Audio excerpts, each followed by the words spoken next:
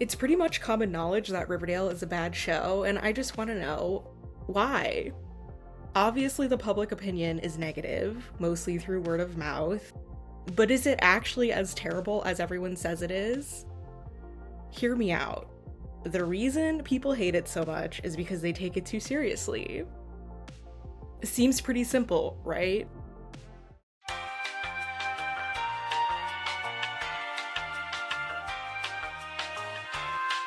When people talk about Riverdale, a common sentiment is that season 1 was good, maybe even season 2, but it went downhill after that because it went off the rails and got too insane. So nice to meet you, Mr. Laws. We're such big fans of your television program. Especially the first season, it kind of went downhill after that. I mean, the classic, infamous line that everyone likes to bring up as proof of this does happen in season 3. I dropped out in the 4th grade to run drugs to support my nana. That means you haven't known the triumphs and defeats, the epic highs and lows of high school football. Well, if you promise to never bring up the epic highs and lows of high school football again, I'm gonna ask Tabitha. But I would argue that the inconsistent tone and ridiculous dialogue has been present since the beginning. Like, all of this dialogue is from the first episode alone. It's just... Read my glossed lips, Justin Gingerlake. He's got abs now. 6 more reasons for you to take that ginger bull by the horns tonight. I've tried every flavor of boy but orange. Actually, to clarify, Betty and Archie aren't dating, but they are endgame. You wanted fire? Sorry, Cheryl Bombshell. My specialty's ice. Betty, you will not believe who just propositioned me in the bathroom. Give you a hint, his name may be Moose, but I describe a certain appendage of his as horse-like. And somehow we're all surprised when characters say stuff just like this later on. Because we're endgame, Archie. Season 1 has a straightforward murder mystery plot that gets unraveled throughout the season and solved by the end. It's a pretty neatly tied up story, and later seasons can be more inconsistent with that, but they also have more episodes, more time to fill, you get it. The overarching mysteries in subsequent seasons are more ridiculous, yes, but does that have to mean they're not good? Of course, you can prefer the compact murder mystery of season 1, but the absurd soap opera levels of drama and cringy lines are present from the very start. Betty couldn't make it, so she sent me instead. Slut shaming. That's what they call it when sluts get shamed. I was born alone. I'll die alone. I'll sing alone. Oh no, she didn't. No, but her dad did. He accidentally swallowed bottles. He's gonna be okay, but that's why it's so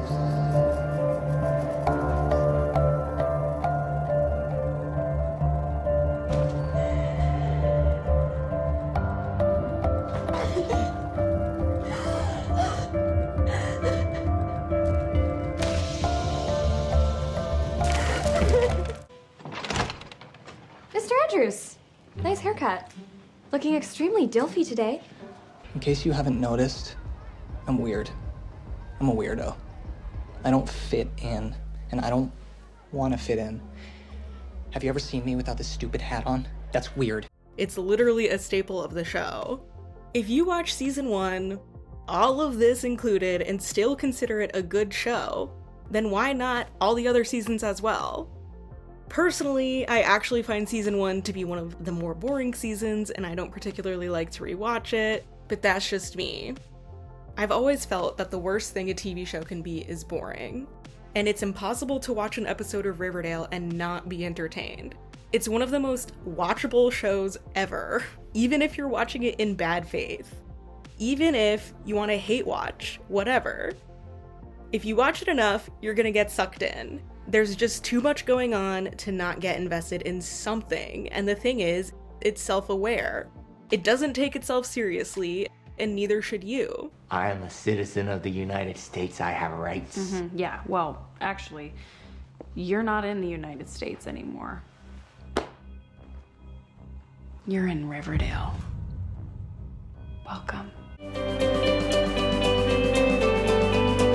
I feel like people throw the word camp around so much nowadays that it sometimes feels like it's lost its meaning.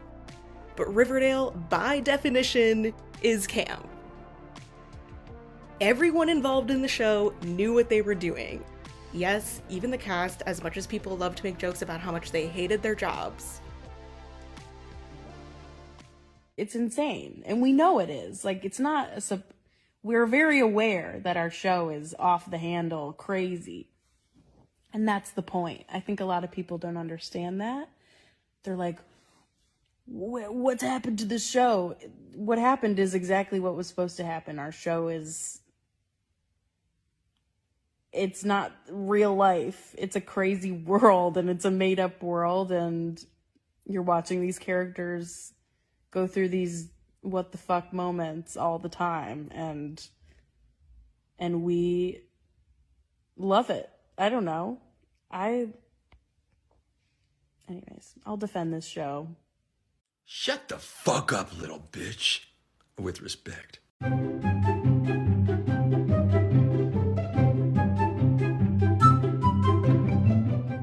This show has made me a lifelong fan, and I truly believe that in maybe 5 or 10 years, people will rediscover it and realize the genius it was that they just couldn't appreciate at the time. In fact, I've already seen this happening to an extent.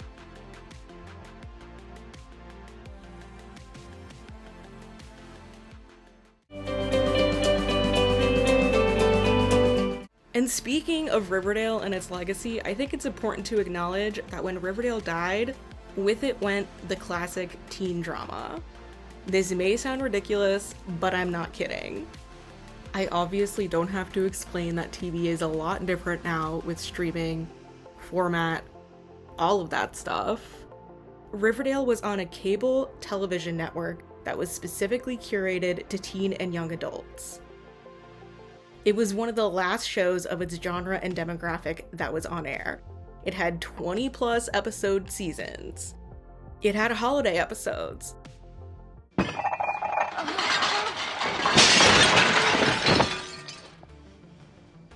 Musical episodes. Flashback episodes. Episodes that played with format in fun ways. Anthology episodes. What you're about to witness are 3 twisted tales connected to the tragic and macabre events that befell the town of Riverdale. They even had fake names for brands. Treasures from Glamazon.com. Parties at the Walmart parking lot. To the Vanity Fair Oscar party. Reporting my American Express card is stolen. My hotel room at the 5 Seasons. At Chappie Road Studios. And paid sponsored ads in the show. Hey, Reg, you busy? Nah, just swiping on Bumble. There's literally a whole episode where half the characters on the show go to see the 2018 critically acclaimed movie Love, Simon. Hey, there's this new movie, Love, Simon, playing at the Bijou this weekend. It's a John Hughesian coming-of-age, coming-out movie. Yeah, I know. I'm already going. And it's written into the plot. You just don't see that nowadays. It had every teen drama trope you could possibly think of. They even did special event multi-episode arcs. That's just how things roll in Riverdale.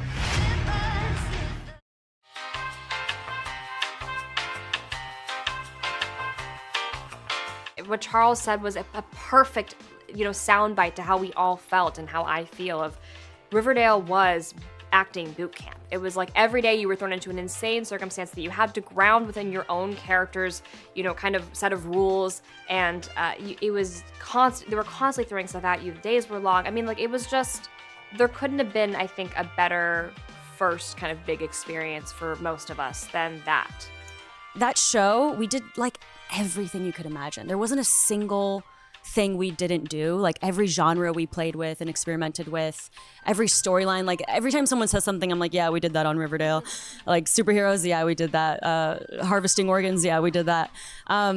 So I think that just really opened up our minds to different creative avenues. The final season is pretty much an alternate universe. I mean, it is, but it isn't. At the end of season 6, Riverdale gets hit by a comet which causes them to travel back in time to the 1950s with no memories of their past lives. But it all comes full circle in the end. Don't worry about it. The point is, you can watch it without having seen even an episode of the show and still enjoy it. I mean, they clearly just wanted their swan song to be a true homage to the comics. And it's so fun.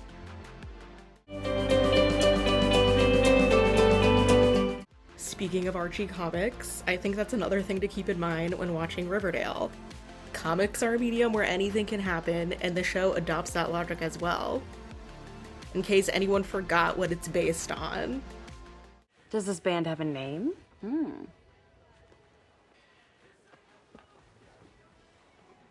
It's the Archies.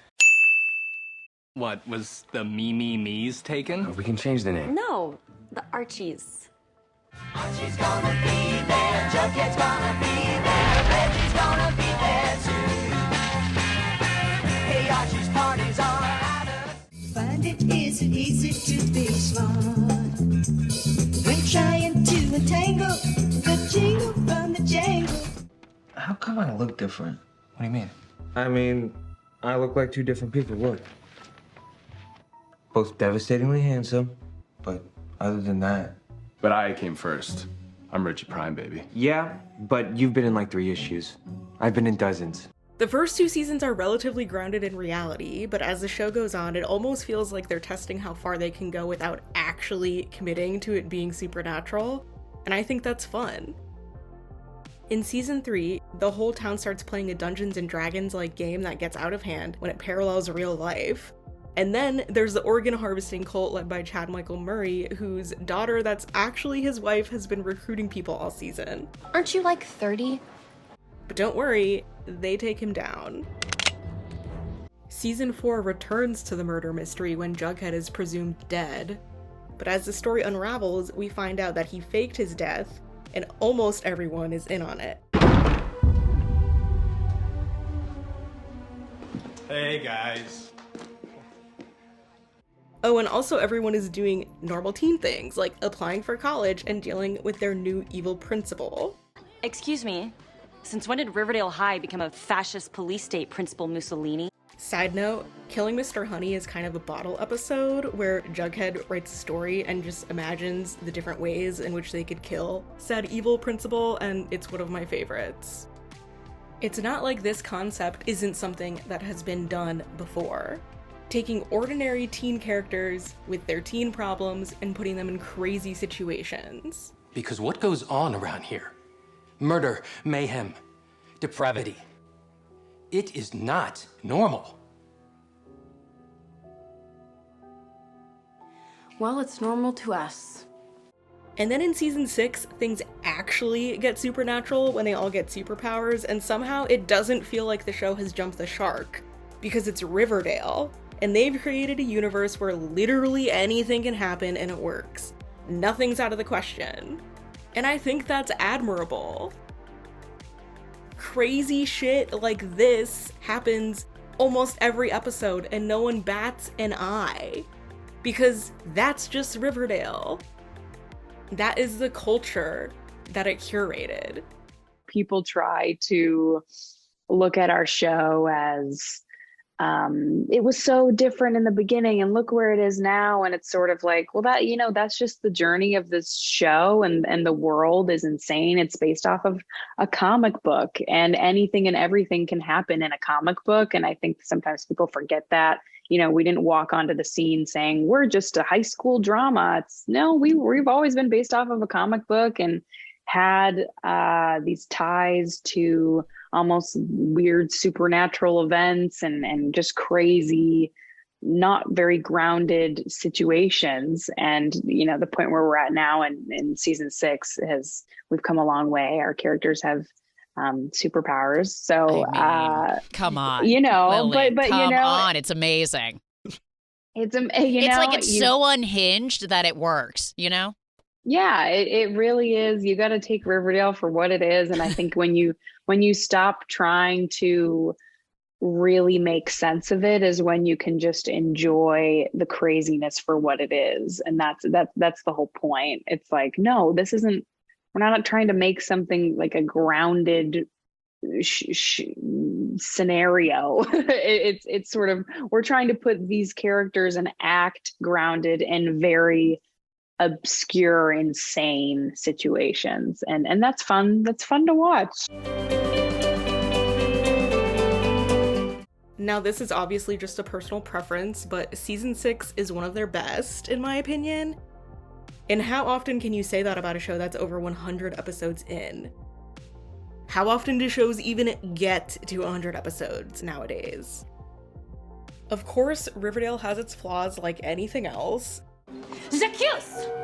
Excuse me? But it's kind of like that thing where you can only make fun of it if you actually watch it. Like, you know, when you make fun of a sibling or a friend, it's like, well, yes, I'm allowed to be mad about the occasional inconsistent portrayals of queer characters or the sometimes tired and boring plot lines, but I understand the show, you know?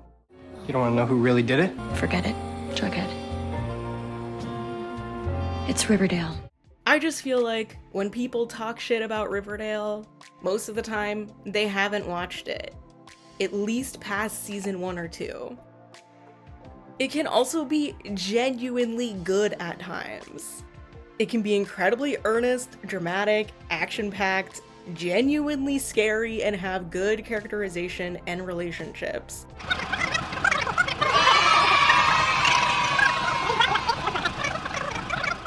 Not all the time, obviously, but you can't deny that there are some great, poignant moments. Am I sensing you're a fellow cinephile? Riverdale also loves a good movie reference. I mean, every episode is the title of a movie. I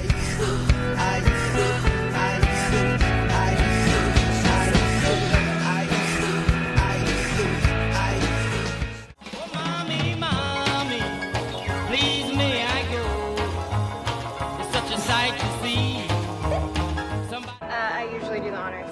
Not today, Cha-Cha. I was born for this moment.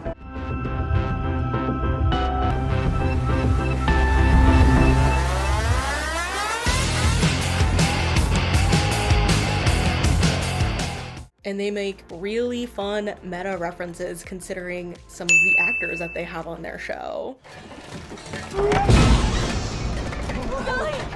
I was looking for Jughead, but someone slammed the door on my face. The killer's here. He's in the house. Uppbeat, the Gargoyle King is in the house. He's in the house. Why don't you start by reading this book? See if anything in it resonates with you. As the godfather of indie cinema, Quentin Tarantino likes to say, Please, God, no more Quentin Tarantino references. And honestly, the show is shot beautifully. Like, you can't deny it has a great aesthetic. For the record, j'adore your flannel mesh aesthetic. The entire show is basically an amalgamation and homage to everything that has come before it.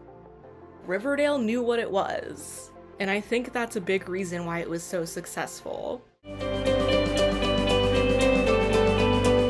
So maybe Riverdale doesn't need me to defend it, because why does it even matter anyway? Or maybe by the time you watch this video, I won't have to convince you because you already get it.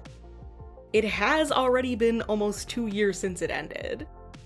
But I thought I'd give voice to the more quiet, positive opinions about this show, because I know a lot of people who love it, including myself. And I will miss it for the rest of my TV watching days because there will truly never be anything else like it again. The next time you watch Riverdale, or if you fell off and feel the urge to pick it back up again, or even if you see an out-of-context clip on the internet, It's not queerbaiting, it's saving the world. just try to think of it differently and you might have a good time. After all, what other show had the capability and the audacity to end a series-long love quadrangle by just putting them all in a polycule? Like, come on. I could talk more about my love for this show, but I'll end it here. it's a universe of high school dances and masked serial killers, of football and milkshakes and musicals and cults, diabolical board games and murderous nuns.